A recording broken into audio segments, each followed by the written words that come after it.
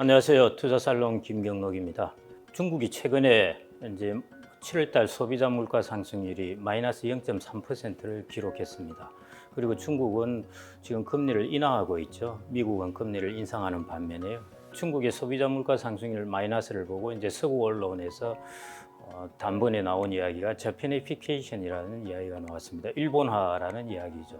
일본화라는 것은 이제 장기 저성장, 디플레이션, 제로 금리 뭐 이런 걸로 이제 특징이 대변될 수 있는데요. 또 한편에 이제 우리나라에서 보면은 이창용 한국은행 총재께서 기자회견을 하면서 이제 기자들이 우리나라는 언제 저성장에 접어드나요? 이 질문에 대해서 이미 접어들었다. 뭐 이런 이야기를 한 적이 있습니다. 그래서 우리나라도 역시 뭐 이전부터도 고민을 해왔습니다만은 우리나라도 역시 이제 저페니피케이션 문제는 여전히 자유로울 수가 없습니다. 그래서 오늘 이제 이 문제를 한번 살펴보고자 하는데요. 한국과 중국의 일본화에 관한 문제를 좀 살펴보고자 합니다. 도대체 이것의 진실과 허구가 무엇인가 하는 부분을 좀 살펴보겠는데요. 1998년에 폴 크루그만이라는 유명한 경제학자가 저펜스 트랩, 일본의 함정이라는 논문을 이제 썼는데요. 이게 이제 상당히 장기 저성장에 대한 처방, 뭐 유동성 함정에 대한 처방, 원인과 진단과 처방이라고 할 수 있겠죠. 여기서 이제 폴 크루그만은 이런 이야기를 합니다. 인구가 고령화된다든지 뭐 이런 이제 인구 문제 같은 것들이 이제 장기 성장 동력을 해치게 되는데요. 그렇게 되면은 경제가 균형이 되기 위해서는 실질 금리가 마이너스가 되어야 한다는 것입니다. 명목 금리가 마이너스는 안 되죠. 될 수는 있습니다만 거의 희박합니다. 명목 금리는 거의 마이너스가 안 되니까 결국 물가가 올라야 이제 실질 금리가 마이너스가 됩니다. 그런데 이제 물가가 탄력적이지 못하다면은 결국 물가를 올리기 위해서 중앙은행은 물가가 오를 때까지 속된 말로 미친 척하고 그냥 통화를 계속 풀어야 한다는 것이 그 당시 폴 크루그만의 처방이었습니다. 사람들이 그 당시 크루그만이 이 이야기를 할 때는 통화를 이렇게 미친 듯이 풀었다가는 큰일 나지 않는가, 이 좀 처방이 극단적이다 이렇게 생각을 했었는데요. 결국에 이제 일본은 그 처방을 채택하게 됩니다. 그래서 지금까지 일본은 제로 금리를 거의 20년을 이제 유지하고 있는데요. 역시 이제 제조 부분의 비중이 높은, 특히 우리나라 같은 경우는 그러는데요. 일본의 장기 저성장, 디플레이션의 길을 걸을 것인가, 그리고 중국은 어떻게 될 것인가. 최근에 마이너스 물가를 잠깐 보였는데요.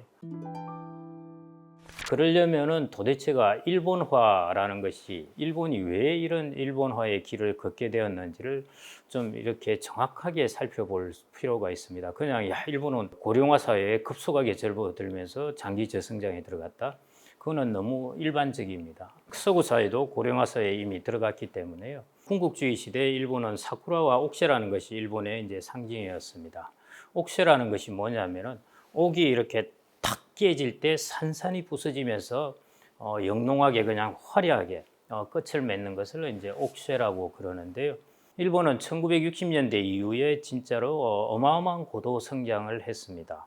그리고 나서 90년대 들어가서 1990년 꼭두 새벽부터 주가가 급락하기 시작해서 그 이후 거의 20년에서 30년 동안에 세계에서 보여주지 않은 어떤 일본화의 길을 걷게 되었는데요. 일본의 경제도 사실은 화려했다가 그 다음에 마치 옥이 부서지는 듯한 사쿠라와 옥새를 많이 닮았습니다. 그 이유들을 하나하나 제가 한번 찾아보았습니다. 그래서 제일 첫 번째 이유는 일본 엔화의 초강세입니다. 그리고 거기에 따른 이제 내수 버블, 그게 일본만이 가진 아주 특이한 현상이었습니다. 일본이 1985년에 이제 미국과 플라자 합의를 맺게 되는데요. 달러당 240엔 하던 것이 플라자 합의 이후에 1년 만에 150엔이 되게 됩니다. 그리고 그 이후로 계속 엔화가 강세가 되어서 1995년에 가게 되면은 70엔대까지 엔화는 강세를 보게 됩니다. 이게 일본이 당시에 80년대하고 90년 초에 맞았던 충격이었습니다. 일본이 딱 10년 동안, 85년부터 95년 동안에 우리로 치자면은 1,200원이었던 환율이 360원으로 떨어졌다는 것입니다.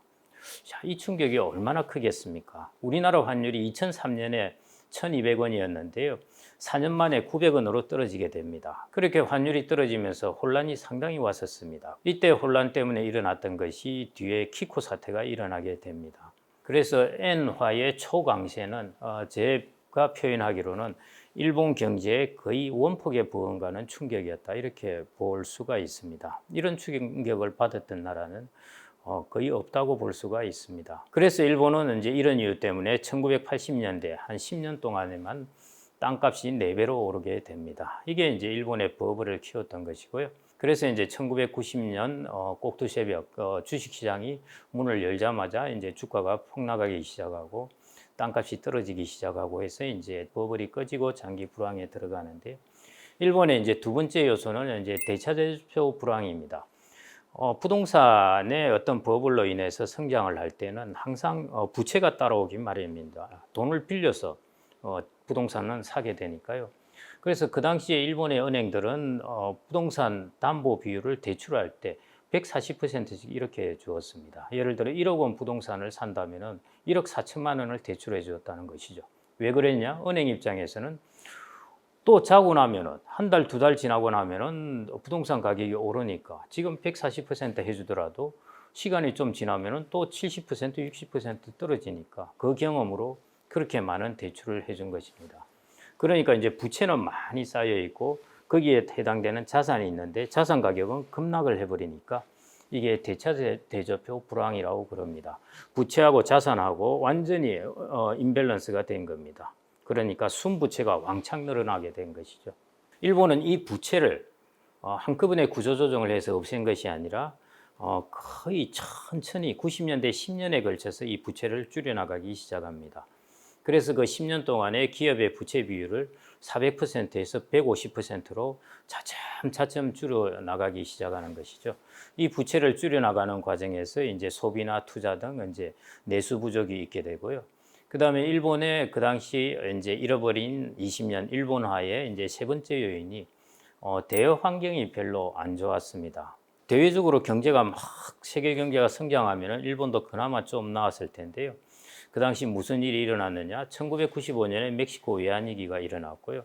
그 다음에 아시아 외환위기가 그 뒤를 이어서 태국, 우리나라, 말레이시아 뭐 등등해서 이제 아시아 쪽에 들불이 번지듯이 이제 외환위기가 급속하게 퍼지게 됩니다. 그 다음에 이제 1998년에는 러시아에서 모라토리엄이 일어났고요. 그걸로 인해서 미국의 해치펀드인 LTCM 사태가 일어납니다.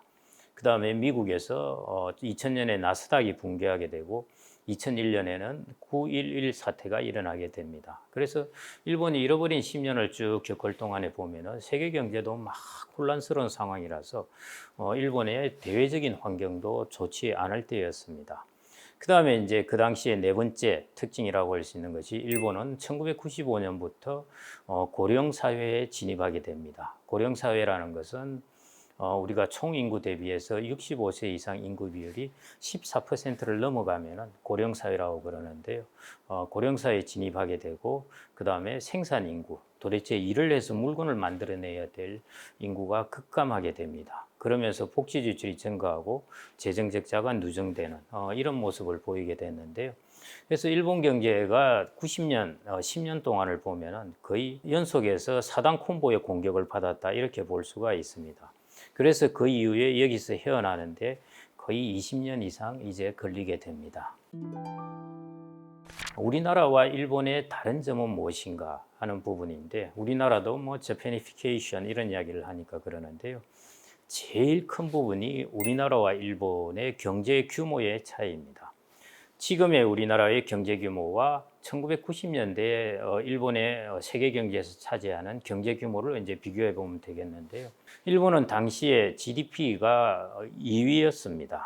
그래서 1990년대 중반을 보면은 일본의 GDP는 미국의 거의 76% 정도 비중을 차지합니다. 어느 정도 규모냐?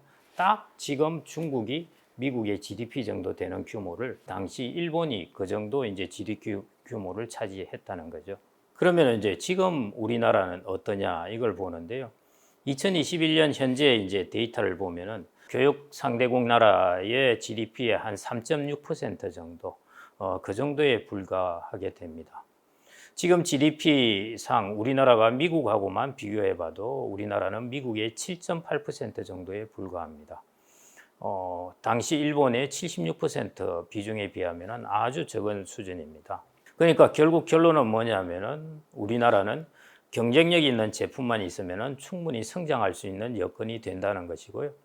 당시 일본의 잃어버린 20년 이때 동안에 보면은 일본은 자기 스스로가 내수를 통해서 성장하지 않으면은 그 정도 경제 규모를 다른 나라가 살릴 수가 없다는 것입니다. 그래서 우리나라는 충분히 여러 가지 변수들이 있습니다. 예를 들어 우리나라가 경쟁력 있는 제품을 생산한다고 하고 우리나라의 주변 국가들이 성장한다고 그러면은 우리나라도 얼마든지 성장할 수 있는 언제 그런 여건을 갖고 있다는 것이죠. 그 다음에 이제 통화에 대한 부분입니다. 아까 이제 엔화가 초강세를 보였다고 그랬는데요. 일본은 정말 특이한 나라입니다. 제로 금리를 20년 동안 유지했죠. 지금 정부 부채는 GDP 대비해서 260%입니다. 그럼에도 불구하고 일본의 엔화는 안전통화에 속합니다. 일본의 엔화는 금융위기나 뭔가 세계 경제에 쇼크가 오면은 일본의 엔화는 강세를 보입니다. 아주 특이한 나라죠. 우리나라 통화를 한번 보겠습니다. 우리나라 통화는 그 반대입니다. 우리나라 통화는 쇼크가 오면은 통화 가치가 약세로 갑니다. 그래서 98년 외환위기가 왔을 때 거의 900원에서 2000원까지 환율이 가버렸고요. 2008년 글로벌 금융위기가 왔을 때는 여기 때도 900원에서 1600원으로 갔습니다. 그래서 우리나라는 지금 여기서 통화의 초강세가 올 가능성이 거의 없습니다. 그래서 일본처럼 통화의 초강세로 인해서 내수 버블이 올 가능성은 없다고 볼 수가 있겠습니다. 세 번째 이제 구조조정에 관한 것인데요. 일본은 90년대 이제 일본에 쌓였던 부분, 버블 부분을 천천히 구조조정을 해가는데 우리나라는 구조조정을 사실은 1998년 이 외환위기 때 이미 다 했다고 볼 수가 있습니다. 그 당시 어마어마하게 급속하게 구조조정을 했었죠. 상장사 부채 비율을 500%에서 200%로 줄였는데 불과 한 5, 6년 만에 다 줄여버렸습니다. 그리고 재벌 기업들 그 당시에 이제 빅딜을 했었고요. 은행의 대대적인 합병을 통해서 은행 구조조정도 이루어냈습니다. 그래서 우리나라는 이제 그런 부분에 여러 가지 과다 투자라든지 비효율적인 부분, 구조조정을 해야 될 부분 이런 부분이 그 당시 일본에 비해서는 거의 별로 많지가 않다고 볼 수가 있겠습니다. 그래서 이제 그런 부분도 별로 크지가 않은 것 같고요. 다만 이제 공통점이 하나 있습니다. 바로 인구 구조입니다. 우리나라는 인구 구조가 거의 붕괴 수준인데요. 그래서 폴 크루그만이 이야기를 했듯이 인구 구조라는 것이 한 국가의 장기적인 성장 동력을 저성장으로 만들어 버릴 수가 있는데요. 이 요인은 우리나라가 갖고 있습니다. 제가 아까 말씀드렸듯이 우리나라는 경쟁력 있는 제품을 생산하면 얼마든지 세계 경제가 성장하면서 우리나라도 성장할 수가 있는데요. 문제는 경쟁력 있는 제품을 생산할 인구가 줄어들면 어떡하겠냐는 것이죠. 우리나라 생산 가능 인구가 실제로 많이 줄어듭니다. 15세에서 64세가 이제 생산 가능 인구라고 그러는데요. 매년 30에서 50만 명이 감소했어요. 2050년이 되면은 생산 가능 인구의 약 3분의 1이 줄어들어 버립니다. 불과 지금부터 얼마 남지 않았습니다. 그 다음에 청년 인구가 또 중요한데요. 19세에서 34세 소위 청년 인구를 살펴보면은 20년 동안에 이 인구가 35% 감소합니다. 어마어마한 수준입니다. 그 다음에 25세에서 64세는 정말 우리나라가 대학을 졸업하고 들어와서 직장 생활을 하는 그런 인구들인데요. 이 인구들은 보면은 앞으로 30년 동안은 1천만 명이 감소합니다. 그래서 생산 가능 인구가 급속하게 줄어든다는 거죠. 제품을 만들 사람이 있어야 되는데 그 제품을 만들 사람들이 거의 3분의 1 수준으로 3분의 1 정도가 줄어든다는 것이죠. 그 이면에 이제 고령자들은 많아지면서 고령화 속도가 역대급으로 이제 빨라지는데요. 고령사회에서 초고령 사회로 가는 기간이 영국이 49년이 걸렸습니다. 독일이 33년, 프랑스가 29년이 걸렸고요. 미국이 15년 걸렸습니다. 일본은 11년 걸렸고요. 우리나라는 7년입니다. 그래서 인구 구조 문제 때문에 우리나라는 장기 저성장의 길을 소위 말해 성장의 동력을 잃어버릴 가능성이 큰 부분은 사실입니다. 그래서 일본이 사당 콤보에 충격을 받았다면 우리나라는 그 중에 하나의 가장 강한 부분의 공통점, 인구 구조 그리고 일본보다 더 빠른 속도로 그리고 인구 구조가 거의 붕괴 수준으로 가는 이 부분이 우리나라의 이제 장기적 성장에 영향을 줄 것 같고요. 거기에다가 우리는 통화 가치가 일본하고는 다릅니다. 일본은 정부 부채가 많아지고 하더라도 일본의 통화 가치는 안정적인데 우리나라 같은 경우에는 예를 들어 초저금리로 가고 그다음에 정부 부채가 많아지면은 통화 가치가 안정적으로 가기 힘듭니다. 여러분들 그리스나 이런 데서 보면 아실 수 있듯이 고령화로 가고 정부의 부채가 많아지니까 그리스 같은 경우에 막 이제 그 물가가 오르고 통화 가치가 떨어지고 유로하니까 통화 가치는 안 떨어졌지만은 대신 막 이제 물가가 불안해지고 그런 문제가 일어나는 것을 볼 수가 있습니다. 그래서 이런 부분이 이제 우리나라는 일본하고 좀 다르고 같고 한 부분입니다. 그래서 이제 우리나라는 어떻게 갈까? Japanification이라는 용어가 있다면은 저는 우리나라는 Koreaification, 한국화의 길을 가지 않을까 이렇게 생각되는데요. 이거는 저의 이제 가설이라고 할 수 있습니다. 한국화의 길은 어떤 길이냐면은 일본과 같은 아주 깊은 저성장은 아니지만은 우리나라도 장기 저성장의 이제 트랩에 들어가는 것입니다. 좀 오랫동안 성장 동력이 떨어지는 것이죠. 그렇게 되면서 통화 가치가 불안정해집니다. 왜냐하면은 이제 정부 부채가 증가하게 되니까요. 그것 때문에 국가의 체력 자체가 떨어지게 됩니다. 소위 말해 저성장 고부채 사회가 오기 때문에 통화 가치가 조금 불안정해집니다. 그 다음에 또 하나 이제 특징이라면 우리나라는 운빨이라고 할 수 있는데요. 플러스 알파입니다. 소위 말해 세계 경제의 어떤 지정학적 변화, 세계 경제의 변화에 따라서 우리나라가 일본과 달리 일본은 스스로를 살리지 못하면 안 되지만은 우리나라는 다른 나라의 성장에 따라서 성장을 할 수 있는 그런 가능성도 있기 때문에요. 그런 부분이 좀 알파로 작용하는 그런 코리아피케이션을 가지 않을까 싶습니다. 그래서 약한 장기 저성장에다가 통화 가치가 좀 불안정해지는 이런 모습이 제가 생각하고 있는 현재까지의 가설입니다. 소위 말해 코리아피케이션인 것이죠. 그 다음에 중국은 어떻게 갈까? 이것은 언제 시작입니다. 이거는 이제 사고의 시작이 이제부터 스타팅을 해서 고민을 해봐야 될 부분인데요. 일단 일본과 아주 유사한 점이 한 세 가지 정도가 있습니다. 첫 번째, 중국의 경제 규모입니다. 당시 90년대에 일본의 미국 대비해서 경제 규모 정도가 중국의 지금 미국 대비한 딱 GDP 규모입니다. 그 말은 뭐냐? 중국은 이제 더 이상 세계 경제의 성장에 붙어서 성장을 할 수 있는 것이 아니라 자기 스스로 성장을 해야 이제 빠져나올 수가 있다는 것입니다. 그건 뭐냐? 중국이 스스로 내수라든지 이런 부분을 성장을 시켜야 나올 수가 있다는 것입니다. 중국은 이제 그 단계에 접어든 것입니다. 그런 면에서 중국은 이제 이미 경제가 무거워져 있는 그런 상황이고요. 그 다음에 이제 중국의 또 두 번째 일본하고의 공통점은 인구 구조입니다. 우리나라하고도 비슷하지만은 중국은 역시 비슷하게 우리나라보다 한 5년 정도 늦게 정도 고령화의 길을 걷게 됩니다. 그러니까 중국도 역시 일본과 비슷한 이제 고령사회의 문제가 있는 것이죠. 그래서 경제 규모, 일본이 그랬던 것처럼 비슷한 경제 규모를 갖고 있어서 스스로 헤어나와야 되는 부분. 그런데 이제 스스로 헤어나려면은 인구가 이제 받쳐줘서 내수가 살아나야 되는데요. 그런데 중국은 이제 고령사회에 곧 접어든다는 것입니다. 그게 이제 일본하고 비슷한 두 번째 점이고요. 세 번째 비슷한 점은 어떤 부분이냐면은 중국이 지금 최근에 여러분들 그 헝다그룹으로부터 시작해서 컨트리 가든 부동산 큰 개발 업체들이 지금 다 어려움에 처해 있습니다. 일종의 이제 부동산 버블을 가지고 있는 것이죠. 그래서 일본과 같이 심한 정도는 아니지만은 역시 이제 중국도 버블을 가지고 있다는 것. 이런 것들이 그 당시 일본과 유사한 한 세 가지 측면이 아닌가 이렇게 생각이 되고요.